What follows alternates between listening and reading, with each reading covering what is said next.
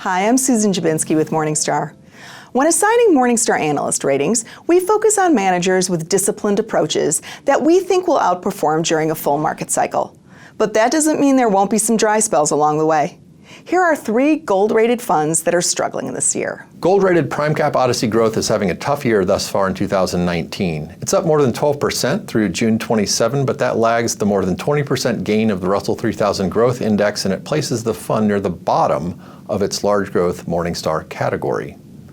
Healthcare holdings have hurt the fund thus far in 2019. For example, it had a top 25 position in Biogen in March, when that company's share price plunged 29% in a single day because of the failure of a late-stage Alzheimer's drug.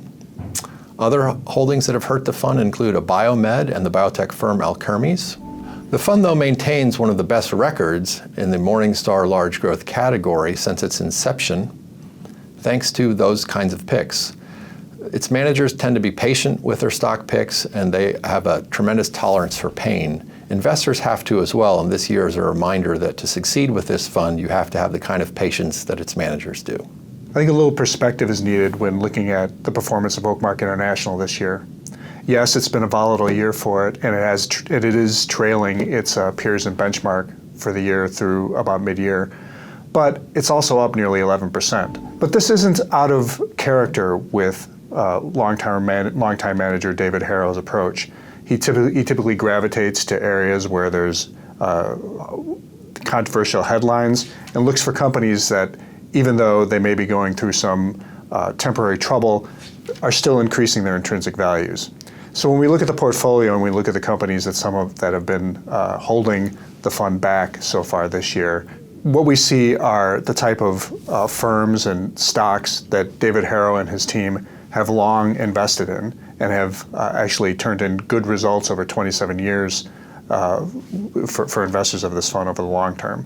So although the fund is trailing its peers and benchmark so far this year, it has come back from a very difficult 2018, and it's not doing anything different than it has done over the last nearly 30 years. So while it's difficult, we think this is a fund that investors should hang on to. Yacktman Fund's poor relative results so far in 2019 are easily explained and not cause for worry for those who are on board with its approach. The fund's 10.5% year-to-date return through June 26th trails the S&P 500 index's 17.4% and the Russell 1000 value's 14.7% by wide margins. The fund's subpar 2019 return owes largely, though, to the fact that the fund had more than 29% of its assets in cash heading into the year and through the first quarter. This created a huge drag on performance. Otherwise, the fund's holdings have performed quite well. The fund's big cash stake shows how risk and valuation conscious managers Stephen Yacktman and Jason Sabaki are. It's nothing new either for this fund to hold a lot of cash. Over the past decade, cash has usually been greater than 10% of assets, outside of a brief stretch during the 2011 correction. As a result, the fund captured just 66% of the S&P 500's losses during down markets over that 10-year timeframe. Therefore, this fund is best suited to investors who are similarly risk-averse and are willing to sacrifice gains during a bull market to protect on the downside.